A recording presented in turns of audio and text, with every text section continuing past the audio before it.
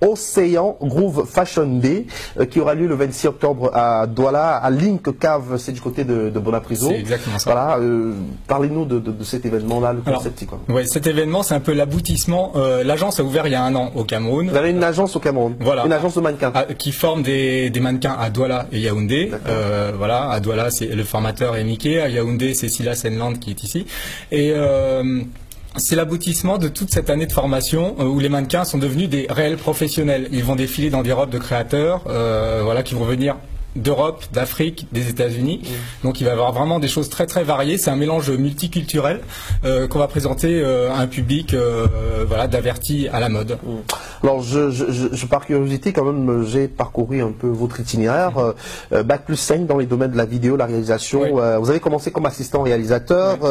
Ensuite vous êtes intéressé à la photographie d'architecture. Vous avez travaillé pour la ville de Paris. Vous avez collaboré à la réalisation de plusieurs livres d'architecture. Et puis vous avez décidé de vous lancer dans la photographie de mode. Exactement. J'ai toujours fait de la photo. J'ai toujours fait de la photo. Ça fait 25 ans que je fais de la photo. Et la mode, c'est plus récent. Ça date d'il y a 10 ans à peu près. D'accord.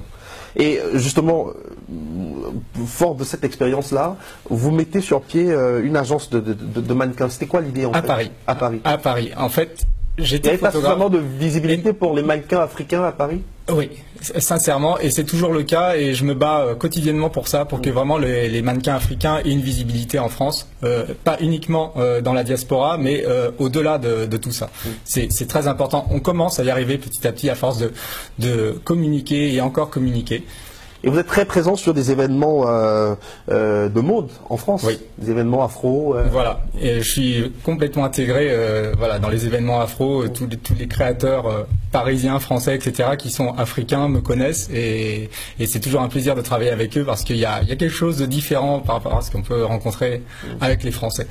Et justement, en parlant de français, vous avez, au soir, vous organisez l'étape parisienne de Mister France? Oui, j'ai été organisateur, voilà, il y a 1 an. On va le voir sur les photos. D'accord, très bien. Et c'était une aventure également d'organiser. On m'a proposé, en fait, j'ai accepté tout de suite parce que c'était vraiment un challenge pour moi qui m'a apporté beaucoup.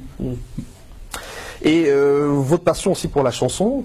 Oui, depuis longtemps aussi. Depuis un bon moment aussi avec Alain Damien qui vous coach, qui coach aussi pas mal de talents qu'on a l'occasion de voir à l'émission de Voice TF1. Exactement. Comment ça se passe?